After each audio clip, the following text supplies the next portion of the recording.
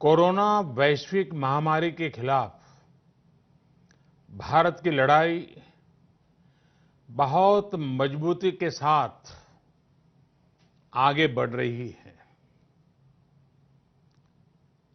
आप सभी देशवासियों की तपस्या, आपके त्याग की वजह से भारत अब तक कोरोना से होने वाले नुकसान को काफी हद तक टालने में सफल रहा है। आप लोगों ने कष्ट सहकर भी अपने देश को बचाया है, हमारे इस भारतवर्ष को बचाया है। मैं जानता हूं आपको कितनी दिक्कतें आई हैं। किसी को खाने की परेशानी, किसी को आने जाने की परेशानी, कोई घर परिवार से दूर है, लेकिन आप देश की खातिर एक अनुशासित सिपाही की तरह अपने कर्तव्य निभा रहे हैं। मैं आप सबको आदरपूर्वक नमन करता हूं।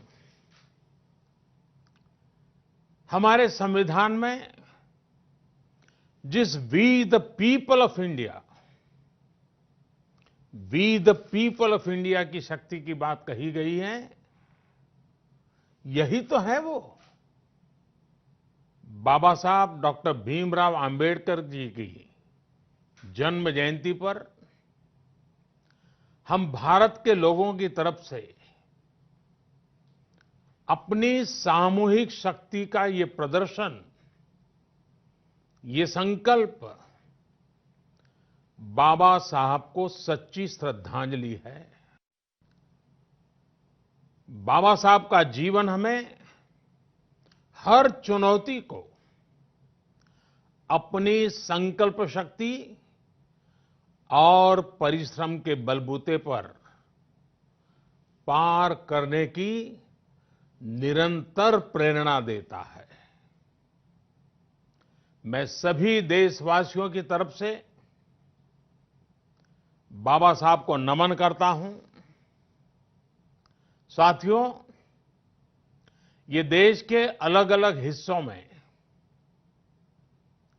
अलग अलग त्योहारों का भी समय है, और वैसे भी भारत तो उत्सवों से भरा रहता है, उत्सवों से हरा रहता है, उत्सवों के बीच खिलखिलाता रहता है। बैसाखी, पोहेला बैशाख, पुथांडू, बोहाग बिहू, बिशु के साथ अनेक राज्यों में नए वर्ष की शुरुआत हुई है। लॉकडाउन के इन बंधनों के बीच मैं देश के लोग जिस तरह नियमों का पालन कर रहे हैं, जितने संयम से अपने घरों में रहकर त्योहार बड़ी सादगीपूर्ण तरीके से मना रहे हैं, ये सारी बातें बहुत ही प्रेरक हैं, बहुत ही प्रशंसनीय है। मैं नए वर्ष पर आपके परिवारजन के उत्तम स्वास्थ्य की मंगल कामना करता हूं। साथियों, आज पूरे विश्व में कोरोना वैश्विक महामारी की जो स्थिति है, हम सब उसे भलीभांति परिचित हैं। अन्य देशों के मुकाबले भारत ने कैसे अपने यहां संक्रमण को रोकने के प्रयास किए, आप इसके सहभागी भी रहे हैं और साक्षी भी। जब हमारे यहां कोरोना का एक भी केस नहीं था, उससे पहले ही भारत ने कोरोना प्रभावित देशों से आने वाले यात्रियों की एयरपोर्ट पर स्क्रीनिंग शुरू कर दी थी। कोरोना के मरीज 100 तक पहुंचे, उससे पहले ही भारत ने विदेश से आए हर यात्री के लिए 14 दिन का आइसोलेशन अनिवार्य कर दिया था। अनेक जगहों पर मॉल हो, थिएटर हो, क्लब हो, जिम हो, बंद करिए जा चुके थे। साथियों, जब हमारे यहां कोरोना के सिर्फ 550 केस थे, तभी भारत ने 21 दिन के संपूर्ण लॉकडाउन का एक बहुत बड़ा कदम उठा लिया था। भारत ने समस्या बढ़ने का इंतजार नहीं किया, बल्कि जैसे ही समस्या दिखी, उसे तेजी से फैसले लेकर उसी समय रोकने का भरसक प्रयास किया। साथियों, वैसे एक ऐसा संकट है जिसमें किसी भी देश के साथ तुलना करना उचित नहीं है, लेकिन फिर भी कुछ सच्चाइयों को हम नकार नहीं सकते हैं। ये भी एक सच्चाई है कि अगर दुनिया के बड़े-बड़े सामर्थ्यवान देशों में कोरोना से जुड़े आंकड़े देखें, तो उनकी तुलना में आज भारत बहुत संभली हुई स्थिति में है। महीना, 1.5 महीना पहले कई देश कोरोना संक्रमण के मामले में एक प्रकार से भारत के बराबर खड़े थे। आज उन देशों में भारत की तुलना में कोरोना के केसेस 25 से 30 गुना ज्यादा बढ़ गए हैं। उन देशों में हजारों लोगों की दुखद मृत्यु हो चुकी है।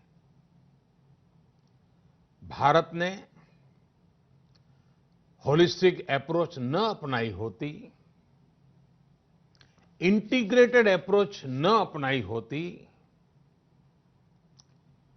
समय पर तेज फैसले न लिए होते, तो आज भारत की स्थिति क्या होती, इसकी कल्पना करते ही रुएं खड़े हो जाते हैं। लेकिन बीते दिनों के अनुभवों से ये साफ है कि हमने जो रास्ता चुना है, आज की स्थिति में वही हमारे लिए सही है। सोशल डिस्टेंसिंग और लॉकडाउन का बहुत बड़ा लाभ देश को मिला है। अगर सिर्फ आर्थिक दृष्टि से देखें तो ये महंगा जरूर लगता है, बहुत बड़ी कीमत चुकानी पड़ी है, लेकिन भारतवासियों की जिंदगी के आगे इसकी कोई तुलना नहीं हो सकती। सीमित संसाधनों के बीच भारत जिस मार्ग पर चला है, उस मार्ग की चर्चा आज दुनिया भर में होना बहुत स्वाभाविक है। देश की राज्य सरकारों ने भी, स्थानीय स्वराज संस्थाओं की इकाइयों ने भी इसमें बहुत जिम्मेदारी के साथ काम किया है।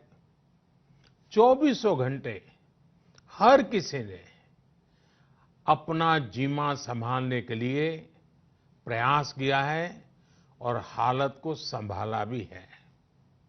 लेकिन साथियों, इन सब प्रयासों के बीच कोरोना जिस तरह फैल रहा है, उसने विश्व भर में हेल्थ एक्सपर्ट्स को और सरकारों को और ज्यादा सतर्क कर दिया है। भारत में भी कोरोना के खिलाफ लड़ाई अब आगे कैसे बढ़े,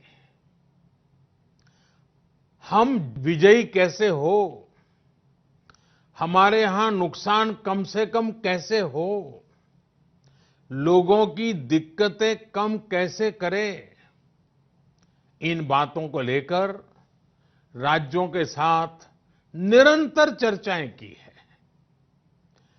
और इन सभी चर्चाओं में से एक बात उभर करके आती है,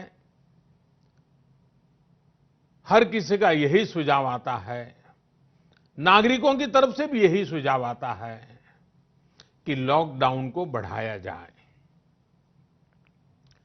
कई राज्य तो पहले से ही लॉकडाउन को बढ़ाने का फैसला कर चुके हैं। साथियों, सारे सुझावों को ध्यान में रखते हुए ये तय किया गया है कि भारत में लॉकडाउन को अब 3 मई तक और बढ़ाना पड़ेगा। यानी 3 मई तक हम सभी को, हर देशवासी को लॉकडाउन में ही रहना होगा।